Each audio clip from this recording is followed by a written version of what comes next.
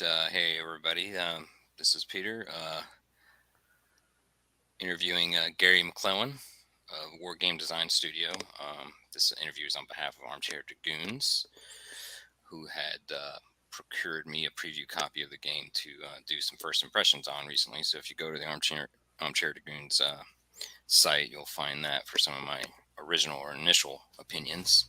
My opinion of the game has only improved with play, and I'll kind of go over that as we chat through. So, just first of all, welcome, Gary, and Thank you very much. um, let's start off with the series in general. It's a what? How did you get involved in this series? What was the appeal? Oh, I am actually, there's a bit of a story there. I'm very much an old timer with the series, going all the way back to the release of Jotlin that I ordered because back then you had to order the disc and all that nonsense. But I ordered the game the day it came out. From at that time, John was working through HPS. And so I ordered it, and we actually, for a couple of years, had a fairly active online club playing the game. And I was extremely actively involved in that. And that's where I first got involved with doing scenario design for the club. Hmm. And so I did a number of scenarios there. Fast forward a few years, and John is working on Midway. And John's practice usually was to set up the bare bones of the game and then have separate scenario designers um, do the fleshing out of scenarios and the like. And the guy that was working on Midway at the time, they asked me to come in and help him out. I was already working on 7 Years' War at that point, and that didn't completely work out with the other guy. I'm not going to get into it. And so I ended up being the lead scenario designer on Midway, and so I've been with the Naval Engine pretty much ever since. Hmm. Very good. Um, so we were kind of lightly talking about this before we jumped in, but I have only personally lightly gotten into the land offerings, not out of not wanting to necessarily. I just kind of became aware of the John Tiller software and WDS titles only about a couple years ago, honestly.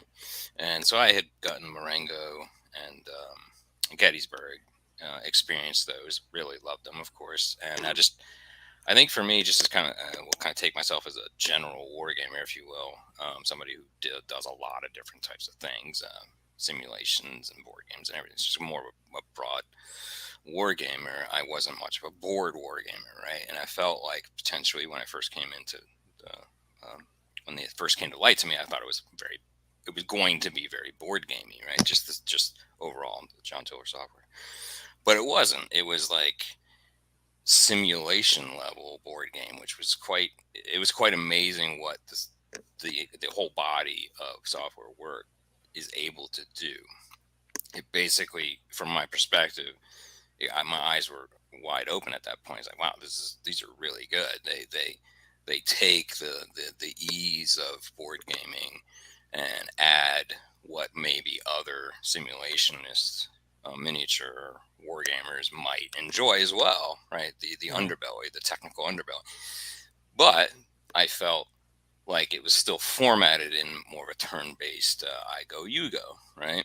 So I stayed away from the naval campaign series, just my naivete, in that, as we'll show here in a little bit, it is real time. So, do you have any thoughts around that, just in general, the overall appeal and Yeah, who? the naval games are different from most of John's other games. The only games that are kind of in the same ballpark are his modern air power games. But yeah, it's very different, and I do believe that it works navally. I think at a tactical naval scale, um, doing it turn based really creates some problems. Like in Kriegsmarine, for example, the whole art of avoiding torpedoes. Oh, okay. If you're in hex base and you're just rolling, rolling 43% or whatever possibility, and that just isn't the same. So I think for this scale, it definitely works better this way. Right, and what I think what I think this naval campaign series is successful at is still with that in light, not losing the flavor, right? Not Hmm. losing it has a sophisticated board game flavor, but it's executed in real time, and it does hide a lot of the computation, which is fine. And I think that was one of my comments in my first impression, but we'll talk about that later. Um, so you do have some naval Grunyards who want to know everything that's going on and how am I affecting it, and you do. There is still some of that in kind of the data parameter manipulation that you can do. We're not going to get too deep into that on this, but so it's the best of both worlds, I think, and it's very much specific to naval war gamers and computerized naval war gamers in particular. Very much in a niche of itself. It fits very well at a level of kind of like right between, if you go more towards the extreme simulationist side of like Rule the Waves and Steam and Iron, that level on the NWS side, that's, I would consider that extreme, more the extreme simulationist, top down, very very quick playing, very, you see everything going on, you have top level kind of stuff, and it has a little bit of that feel, but it does bring in a better graphics, first of all, especially with Kriegsmarine. I think y'all have done very well now, having seen some of the previous ones. I like the graphic improvements; it's very good, and I do see They're that. coming. They are Yeah, coming. and are And you? Is the company planning on doing that for the entire series? yes, yeah. Ooh, And in okay. fact, that is in process right now. I'm not working on that directly, so I'm not sure of timing. But for example, just within the last day or two, the patch for Wolfpack to bring I saw its graphics enhancement will be up, and the others will be coming along. It's a fair bit of work to go back to all the old games and get everything set up, so it'll take some time, but it that. is coming. But Very yeah, good. going back to Jutland or Tsushima after having played Kriegsmarine is, oh boy. Yeah, but I will say there's something to say there. What's really interesting, and I've been playing Jutland in particular because I was preparing for kind of a Kriegspiel around it. Um, was that it, it's still very fluid. That's why there's a fluidity to it, and I'll show you that here in a moment as we get into one of these scenarios. I'm kind of bringing up what I wanted to show. In this case, I will be allied. I'm bringing up the what was initializes. Here we go. Just want to kind of show folks kind of like the more close up, improved graphics in Kriegsmarine. Yeah, this is beautiful. I love it. And as soon as the one thing I don't have right now is I don't think we're gonna get the sound through this StreamYard. Later, I might be able to turn it on just kind of get better idea what Hmm. the sound Yeah. is like. But otherwise, we'll start getting feedback and stuff. But I just kind of let's let. I assume you're not hearing the game in the No, background. Okay. no, no. If the sound were on, it'd overwhelm everything. That's one Let me little just. thing I wouldn't mind working is getting a volume slider, but yeah. I need to turn it off for a second. Hold on. Okay, there we go. All right. Can you hear me still? Yeah. All right. Sorry about that. It was so loud. It was going through my ear set, and it was destroying me. Been there, done that. All right. So this kind of just showed. It's very. I don't know how you accomplish this, honestly, from a programming perspective. I am a programmer, by the way. That's It's where you need Andy. Andy's the one that works the miracles. I'm the Yeah, scenario so guy. what I'll say is it's literally the best of both worlds, because this is very much still similar to other simulationist level war games, just in its kind of like in its top down aspect and so forth. But it just does have a nice graphic appeal to it, and I'm very glad to hear that you're going to map that back. All right, so without getting too much further into the interface, let's where were we? So just why uh, what was what was the roadmap?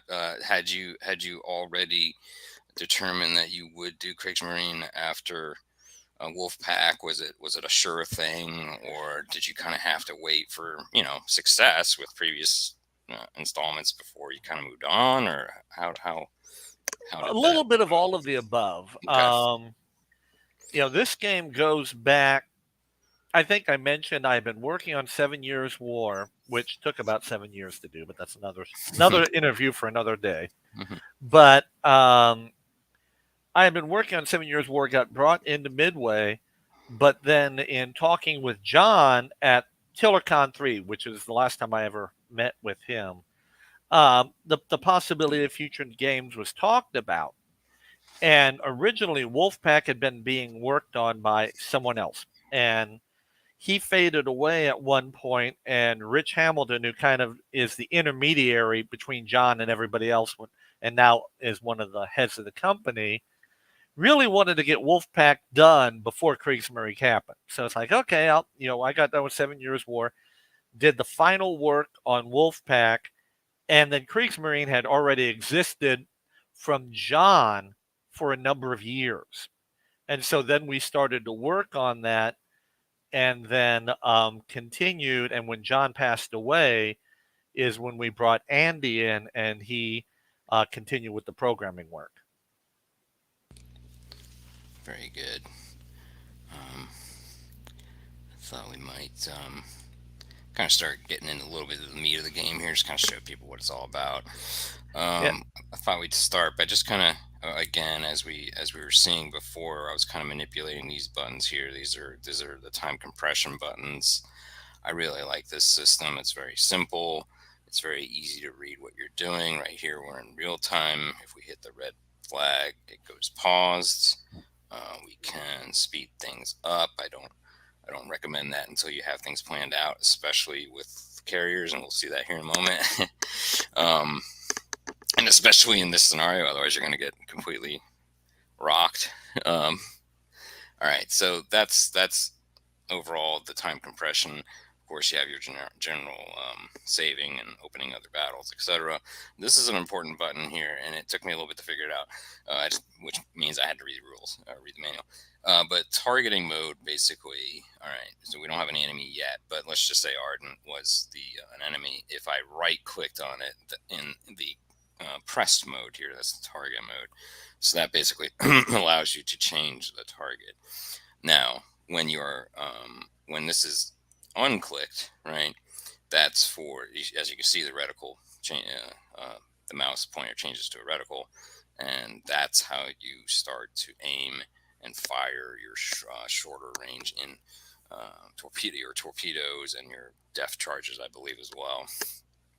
Let's see. Speaking of, I don't know if any of these guys have depth charges, but these they, guys might. But I wanted to show no, this little button. under Yeah, right here. okay, yeah, So again, this is I don't know if we I don't know if it gives the entire class. Yeah, it's an A destroyer class.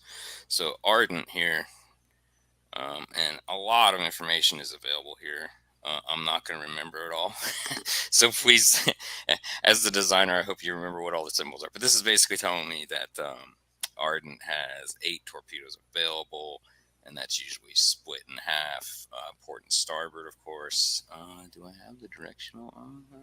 Yeah, yeah, I do.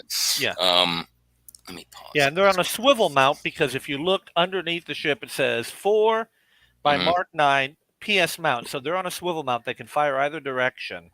Mm-hmm. And if you fire all 4, then it'll automatically change to the other rack because if I remember Yep. right, you had 8, or maybe it is only 4. I think it's 4 There's on each, right? It's 4 on port and 4 on starboard, and then what happens is, and Yeah, but please it correct is me. a swivel mount. They can fire either way. So, Okay.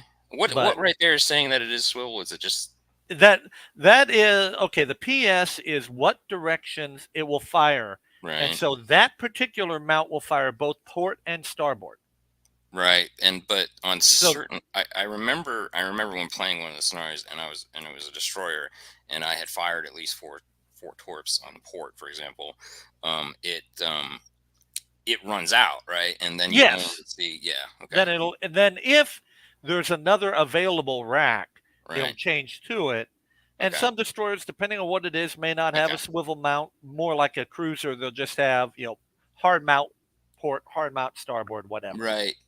I was just wondering. So there isn't a physical indicator whether it is swivel or not. Is that? Am I? Just that it says PS.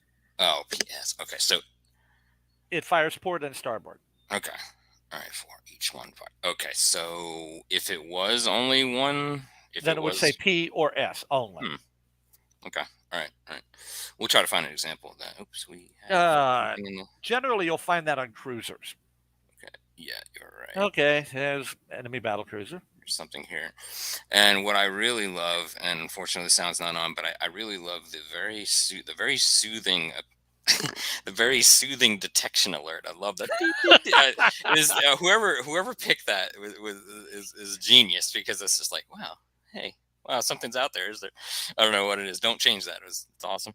But it's like a beep beep beep. It's really cool. It's I don't know of many other naval games that kind of give that a little bit kind of a visceral alert for sightings. It's pretty nice. Um, I think there's also, or there should be, occasionally once you have identified the class, I believe it will give you a text at the top. Let's see. Yes, it will. So let's just kind of let it go here. So let's see. A few other things to note about carriers in particular. As you can see, if the craft or the ship or platform has aircraft capabilities, you'll see an airplane icon.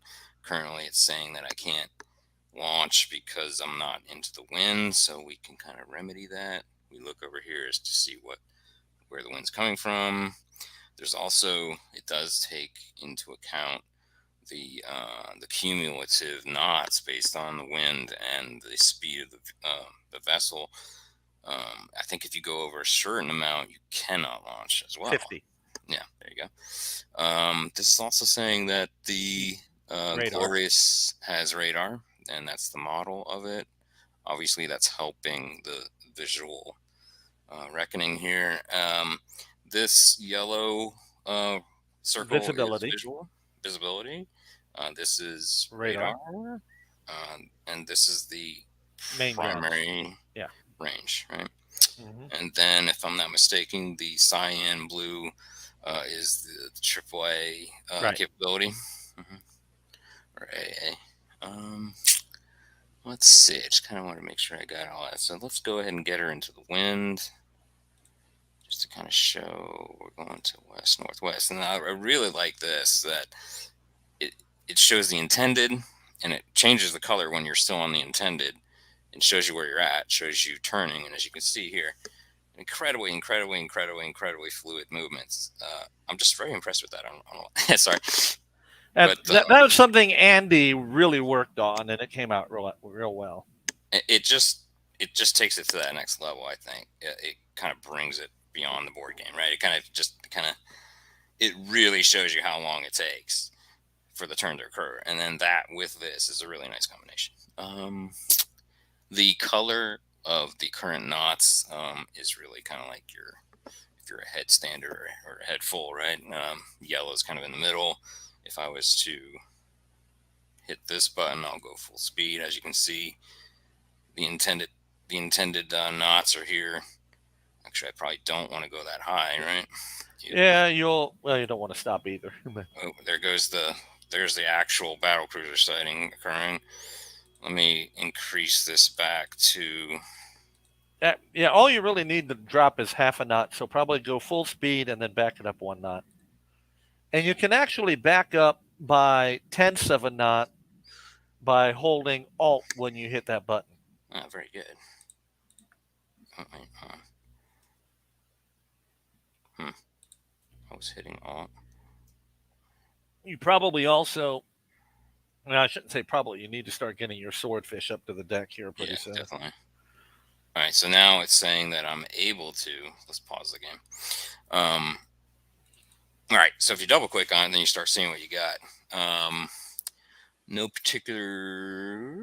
Interesting. These have torpedoes. Oh my! Can you see me?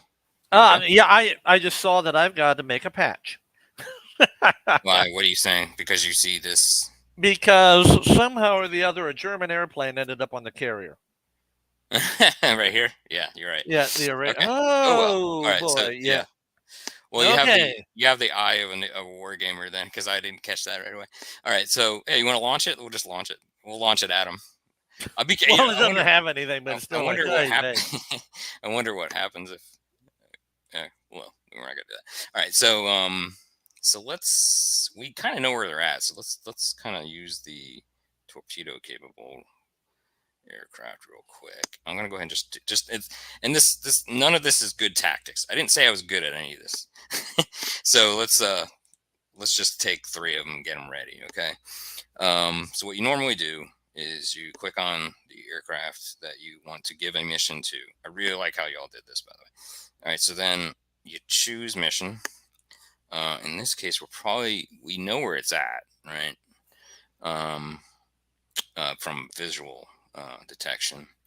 So what we probably want to do is go ahead and just do a strike mission on either of the unknowns, and I'm assuming once. Well, you're probably never going to know the exact shit, but what I tend to do, and this is just for what I tend to do, is I tend to try to give it a number. Go ahead and give it a number because it kind of can throw you off, or give it a better name, even strike.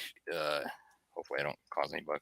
So strike BC1 or something. You know, you probably want to give it a reasonable name so that when you start to look at it after you've um, design the mission, then you just have a better idea what the hell you're looking at, right? And Absolutely. what's And in Midway, where you could have multiple strikes flying, it becomes even more important. right. I can imagine. So so this is useful if you wanted to delay the attack. I'm assuming that's probably more useful, maybe in Midway if you're coming from like Wake or something, just or Midway Yeah. Island or whatever, Or even if you just want to make sure that you don't launch your scouts until the sun comes up or whatever. right, something, yeah, any number of reasons. Um, but we need to get them up pretty quick, and you'll see in a moment why. So that's basically saying, hey, I'm in the hangar. I've been assigned the strike mission, and now we kind of just need to let the time go. And again, I probably would want to go ahead and ready up everybody, but just for demonstration's sake, let's just do this for now. All right. So we're going to let it go at this point. I'm just trying to think if there's any other visual indicator that's going on other than going back and check. I mean, you see the most recent things you've been interacting with as icons in the unit list, and you can tell what it's doing. I believe these will update as they It get will, but also spotted. just click back onto the Glorious. hmm Double click. No, Or no, just one click. okay, I messed up already. Um, all Okay. right. Now, if you look at the display of the Glorious top left, hmm you will see H17-0. That's how many you've got in the hangar right now. hmm S is spotted. So as hmm time goes on, you'll see them move up into the S row. Okay. And then the color is an indication, right? Yeah, in case you start getting too many aircraft in the hangar or the like, which is Okay. not going to be an issue here. All right. So let's just let time go a bit, and it should start. Should start spotting operations. You might want to double click again and make sure things are. There it goes. Yeah, wait. So, Yeah, and there's oh, spotting really? an aircraft takes a certain amount of time. Right. So So, I mean, I think at one point during my first impression, I kind of mentioned maybe doing some text overlays, like for example, if I was overlaid on this, kind of knowing what was, I don't know, some sort of like thing, but whatever. But to get to what I'm asking to have information about, you just double click on it. So it's telling you, it can only do a flight at a time. It's getting that to spotting, etc. So you got to kind of, I think you can wait. Will this update? No, this will force it to update, right? So uh, yeah, I think this kind of forces the update of this information. Let me just get out of here for a bit. We gotta give it some time. Let me go ahead and compress time just a couple clicks. As you can see, this kind of increases. Let's just not go too much more than that. Um, Hopefully we do not get too crazy here. They're getting closer. They're going to start firing here in a moment.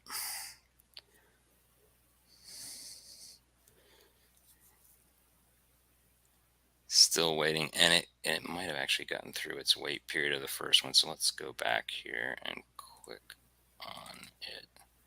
All right. Yeah, So this is a great view here. So you got the first flight is spotted, the second is moving to being spotted, and at this point you're seeing how many flights aircraft or are aircraft. spotted.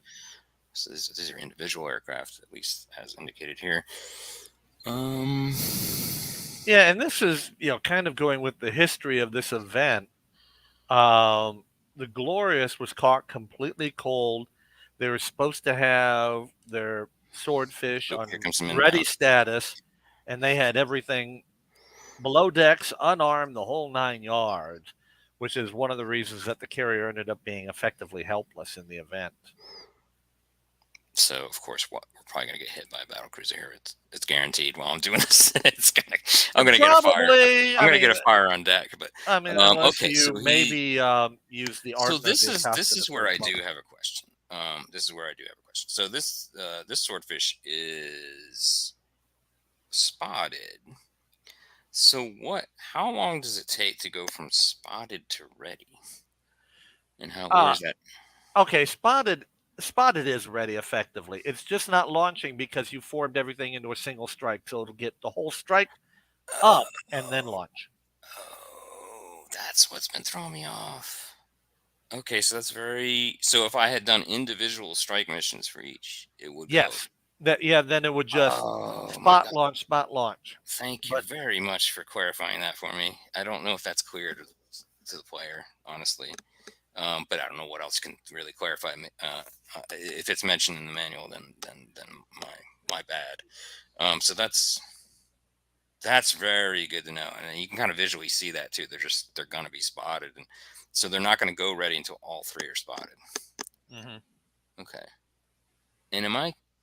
And it takes a good 2 minutes to spot each individual aircraft. That's what gets me, I think, a little bit. Yeah, I mean, and that's one thing with the way this scenario is set up. A lot of times planes will be in 2 or 3 plane sections and they still take whatever the PDT says. But yeah, particularly with the swordfish, the British are kind of handicapped here because they were so ridiculously unready that day. Okay.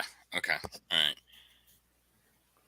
But there's no real easy way in the game as is to simulate them being more ready, or is there? From a scenario design perspective. I mean, the easiest way to do it, if you want to say, "Oh yeah, they're ready this time," would be for me in the scenario designer, in the editor, Mm-hmm. to pre spot aircraft. They're already on deck. The Oh, Glorious is ready to roll. That would allow it to launch as soon as it got into the okay. wind. Perfect. And That would then, be the easy way to and do if it. you really wanted them to get off quickly, then you would not assign them to the same strike mission. You would just do individual strike missions if you really wanted them to get Yeah. off. There we go. Here we go. Now, so they were all ready and then they took off. So I didn't even need to say launch. No, because you had already assigned them as a mission, it just automatically did it. Yeah, and I love how y'all did the aircraft. It's just, I don't know what it is about it. Again, it's very fluid. There's no other way to describe it. Yeah, It's just, Andy did wonders, okay. Oops. particularly if you were to try to play Midway right now and compare. Okay, so that guy's holding. Is that because it just got Yeah, it'll hold. It'll go into a holding pattern until all the aircraft designated to that strike strike mission? are gathered. Oh God, please don't get a fire. And so, like for example, in Midway, where you're launching half a deck at a time, and Right. Midway really is a game of time above all things. To go through the whole cycle of prepping aircraft, getting cap up, doing your searches, the whole 9 yards, it is all about time. Okay, so these guys are all oopsie, and now they decided to go, and that's Yep. beautiful. Now they're at it. And then you know what, Glorious is probably gonna get hit, but let's go ahead and kind of. I'm assuming I'm gonna reduce these hit percentages if I kind of move around a little bit, maybe even go full steam. Yeah, full steam will definitely reduce it. And then I want to go. Oop, that was my fault. I want to go ahead and start. maybe start doing a little Although, bit of smoke generation here. Maybe, I don't know. You can tell me I'm yeah, crazy. yeah, that's good because that'll interpose into the line of fire. The All right, only and downside is your smoke generator only lasts so long, and then you won't have yeah, one. But that's which I probably don't necessarily want to do, but I'm getting fired on pretty yeah, bad. yeah. The other Let me. thing is, the two hit equation. Range is an enormous factor in it.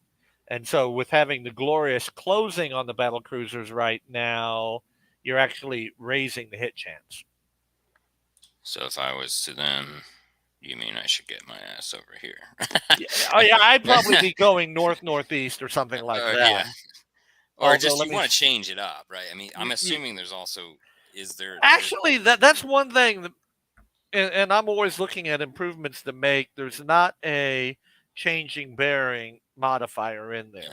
It uh, is speed.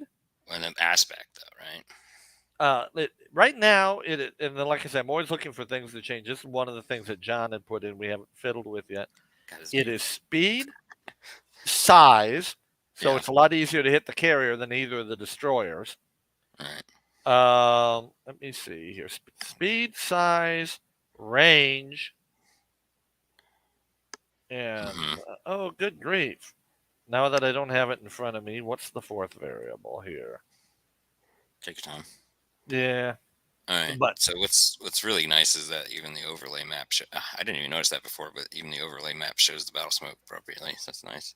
Kind of gives you more of a higher level view of mhm. what you're doing. Kind of just turned it off. I probably shouldn't, but let me go ahead and turn this one on and turn this one off, and then just be a little kooky with these. So see, yeah, when I was playing this before, I thought, hey, I'll be a little bit kooky with my bearings changes. So I'm not. I'm just. Yeah, and that's and that's called salvo chasing, and it's Right. actually appropriate. Right. And I've got a whole word processor file of crazy ideas for the if we go forward, which something you mentioned earlier is true. A lot of it depends on sales. So go buy it, everybody, so that we get that.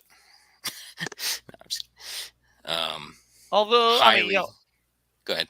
yeah, I was going to say we've got a lot of the stuff done. We're working on improving it. Guadalcanal is Pacific surface action, Midway is carrier action, and the like. I will leave it up to you to figure out what's left. In other words, Rich is always like, yeah, don't tell people what we're working on. Right. Never show your warts. No, I'm just kidding. Well, I mean, the thing is, because all of us are part time, we can take a while to do things. Right. Oh, Yeah. so let's So see he what's. doesn't Oh, like to I give think people. I made a mistake. I think Okay. I had strike missioned it against the other. I don't know. You couldn't really tell just by your identifiers Yeah. which unknown If you PC it wanted went over. to, you could manually send them at the other one right All right. now. Just Okay. Let's just do as you that. click on it, Ooh. right click on it, and yeah, and then they'll go after the. Oh. Oops, one just got AA'd. Oh, that's what I was. Oh, that was another question. Is it seems to default to saying crashed, which. Yeah, Ooh. it doesn't say Yeah. shot down, just crashed. Yep. Okay. Save a little smoke. Oh, here comes some inbound. I'm bound to Yeah, get hit. although you hit one of the battle cruisers, probably with a destroyer round. Ooh, looks like a torpedo is in the water. Yeah, looks like it's going to miss aft. Yeah. No, that's another thing I kind of want to show is that this is the default view, right, of the torpedo. I think there's like enhanced views of it, or you can set the Yeah. advanced rule or optional rules about. Well, that is visible torpedoes has to do with Fit, when and how you can see them, but the little white dot is always what's there right now. That's right. probably something we can So look at in the future. if we get within torp range, which I don't know if I'm going to, actually I might. I'll show you a little bit of that dead reckoning, and it's pretty much dead reckoning. Is I thought I read there are some advanced you can do some TDC type. Yes, yeah, there is.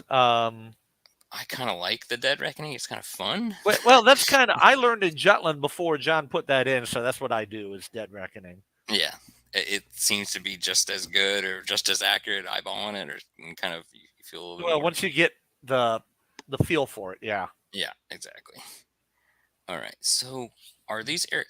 are the aircraft smart enough to know to RTB at this point? Yes.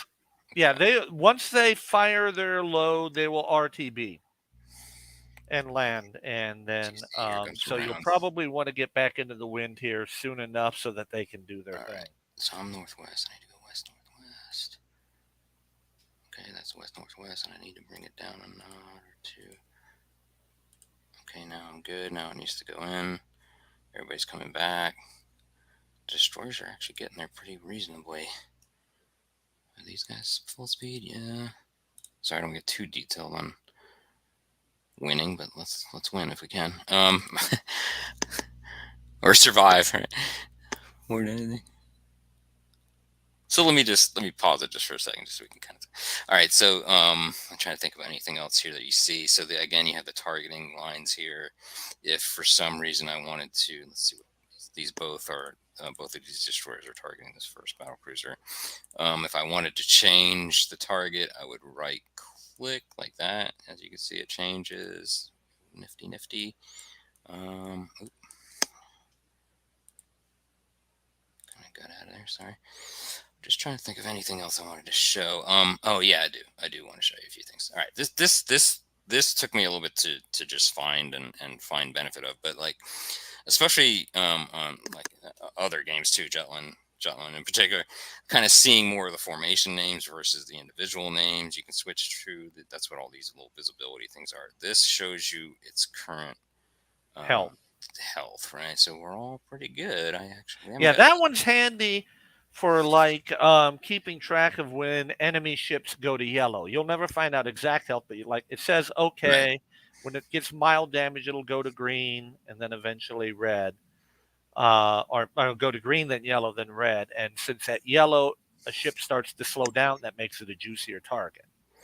So especially on any scenario with larger groups where you kind of just don't want to see all the names gobbledygooked on top of it, you Yeah. just change it to the group names. It kind of helps. It helps. In some cases, I just turn everything off. But also, this is sounding is good for like I think especially Guadalcanal in the series where you're near Savo Island and there's And then the submarine games, yeah. especially. That's and now And yeah, speaking of the sub games, they have some, three basic levels of being surface, periscope, or deep. This area of buttons is more about what you're going to turn on and off. And I think that's a little easier to see here. Yeah, this kind of gives you a. No, it might be just what I'm based on what I'm clicked on, but hold on a second. I'm trying to find something that has a little bit more there. Maybe this guy. So you can like turn your radar off. You can basically tell it not to fire against smoke. Now the detach button, I did have a question about that. yep. So both of these folks are detached, and as you can see by the group naming, that's another use of the group button, is to see when you have when you've maybe potentially accidentally detached somebody from a unit, right? So if it's kind of an odd scenario, but if I wanted to reattach these guys, is there some sort of Yes. Okay. range? Click on that ship and drag your mouse to the ship that you want to have as the flag, and then That. unclick. Well, that did I do it? Yep. You notice that now it doesn't say detached anymore. Yeah. Okay. Wow, that was so fluid. I didn't even. There you go. All right, I didn't even know you could do that. So very good. Hey, thanks for having the interview. I go back to Jutland. In Jutland, you're always having to deal with that stuff. Yes, thank you. And that's I knew I thought I read it. I thought I read it when I read the manual. I read the manual at least once. Everybody. So, but it's kind of half the fun is just messing around the whole time and then figuring out because it's so much better of an aha moment when you figure out you can actually do something. All right, so let's see. That's about everything scenario wise I can think of off the top of my head. I'm trying to think what else we got over here. We got the zoom in, zoom out. This is kind of more. Oh, you know what? I haven't even used that detached button very often. That probably would help too. But Yeah, they'll just show you who's detached. So. all right. So let me maybe just quickly show the campaign start and just kind of show you what you get out of that. Let me just drop this. probably have nothing, but hold on. Give me a moment. I'm going to do my screen. Let me just share the screen, but not the audio. You might see some Okay, is that better? All right, then we're going to start the campaign. So one thing I do, one suggestion I do have, and I might just not know, but is there a way to get to the campaign start through the main game? Not through the main game. You have to go either through the shortcut like you set it up, or WDS does have a comprehensive launcher that you can use that manage all your WDS games. Oh, I did not know that. Okay, I will. Yeah, ping me that later, and I'll put it as a comment on the video. All right, so let's just show what's here. So let's start a campaign. I'm going to show them the start of the Bismarck campaign. We won't get too deep into it, but I just kind of want to show this lightly what the capabilities are. So it's basically a branch campaign system. And hold on. And then these are different starting situations. We'll start with the ally, conservative, reckless. Is this kind of setting the AI in It's the setting the AI is not really used too much here, but in other places, in other games, because this campaign system is actually fairly consistent across not just the naval games, but pretty much everything other than the Panzer campaign games. and that is kind of governed somewhat by parameters as well? Is there like Yeah, okay, okay, we won't get too much into that. All right, so this is basically just kind of yeah. skipping The skipping individual places situation, where you can, if you choose Big Smart campaign, they'll give you the opening historical. right? So you get the historical aspect of it, some initial decisions. So this is interesting too. And so players, if they wanted to make their own, they can do this as well, right? They can make their Oh own yes, yeah, information. yeah. You have to figure out how to work the editor, but yeah, you can make your own campaign and make. So I'm gonna make a poor decision and pick Pharaohs because that's not where they went, right? Let's just see what happens here. All right, so we get in here and we're allowed to pick the optional roles at that point. It just takes a moment to initialize. I'm glad we have weather. This is a really well done aspect of the game. I found, and especially in the campaign games, and especially even in the randomly, whoever designed the random generated scenarios system in the campaign system did well with including a really good amount of weather involved because it absolutely affects the battle and the visibility. Um, so I did want to point out that yes, weather is taken into account, and that's primarily depicted. Is there anything to say for how much visibility is affected by the actual cloud that's present, or is it just There's two systems actually. One is the clouds as they exist will pretty much block visibility through yeah, them. right? And then from a scenario design, I can either manually place them or more often I use a seed, which will give more scattered or denser clouds. Okay, so there is density involved. Yeah. And then the other thing I can do is set the visibility in the scenario editor initially. So, like for a night scenario, I might only set it for 5,000 yards or whatever.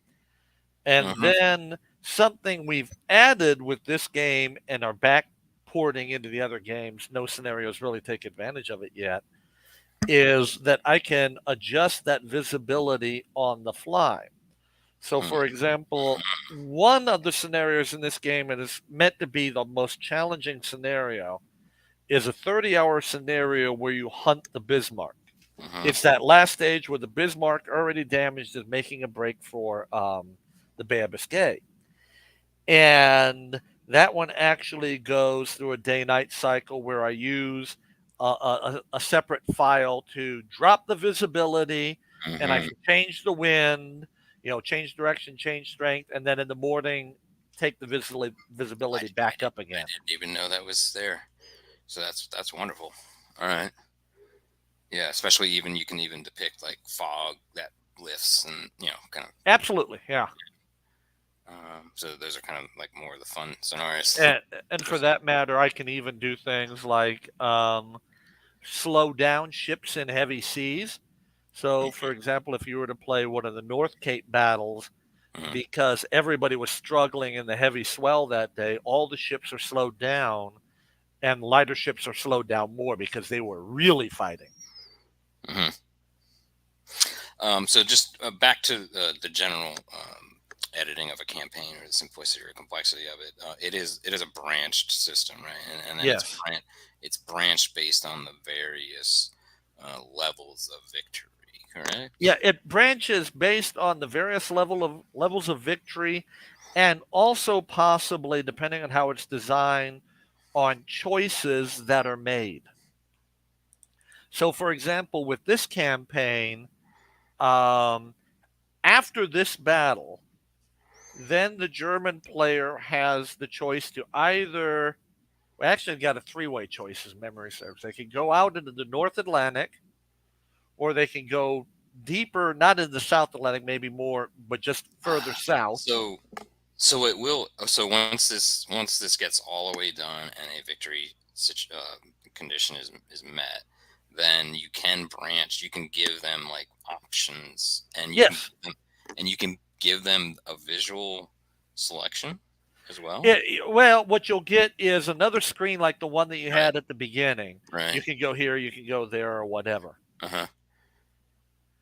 So, That's great. I mean, so another. and if you set it up and it becomes a lot more work to set this up, is you can actually make it so that if you take, say, the northern choice, that sets you on an entirely different string, two and Branch. three and Yeah. four battles down the line, Right. than if you take the south. This one doesn't go into So that depth, but some can. yeah, that's really cool. Like you don't necessarily have to get too complex, but the branching capabilities of that by location, that's pretty that's significant. I don't think many other games allow that. At least not many naval games that I'm aware of, especially for with player editing involved. I mean, there are obviously some dynamic campaign games out there like Distant Guns and Hmm. Jutland, the storm powered ones, which have very good dynamic campaigns. But I mean, there are people who want fully dynamic, and there are people who want branched. What I'm hearing there is that it's pretty sophisticated branching. It That's pretty good. is, yeah. That's good. Yeah. It can be challenging to work with. I'll Right. admit that, Absolutely. but Um, but I think that's good. Yeah. Not many other games I'm aware of do that. Um, maybe back in the day there might have been, but not really. I mean, I don't know many. Right. like I said, most of John's games, all the Napoleonic games, all the ACW games, some of the squad battle games, musket and pike games, all have that engine put there for them. But I don't know if anywhere else. Mm, yeah. I did want to point one thing out. One thing with movement that I didn't really point out before is that you can do turning in succession and turning in place.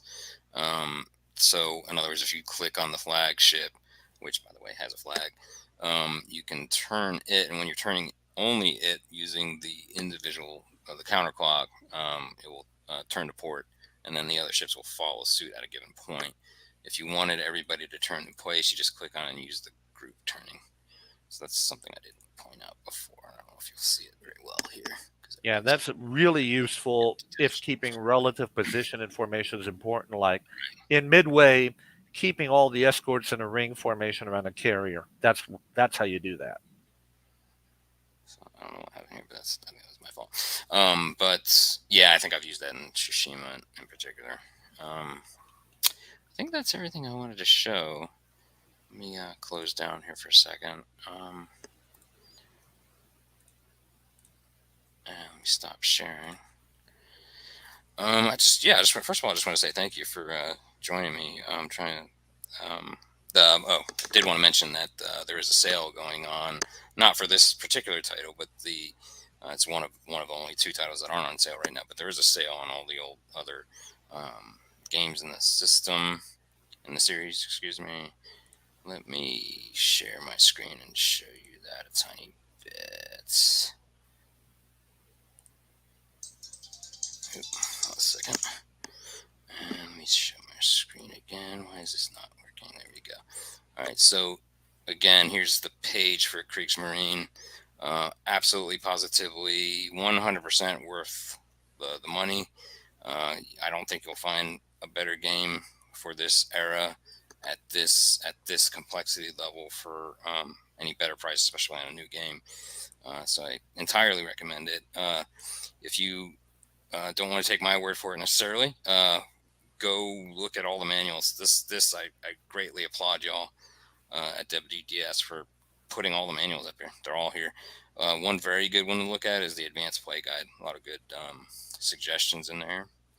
I will go ahead and kind of tell everybody about the other games in the series, which are currently on sale, by the way. But so you primarily had done direct design work on Wolfpack, right? And Gary? Midway. And Midway. Okay. So again, very good pricing on the entire series. Get them all. I unfortunately, my my wife cringes at when these sales go on because I always get too many. But hey, they're all good. So I did want to mention that they're all there and they're on sale. So well, thank you again, Gary, and I think we'll call it there. All right.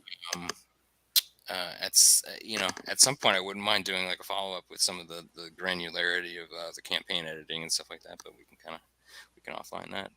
Okay. But thank you very much. All right. Well, thank you very much. All right. Take care. You too.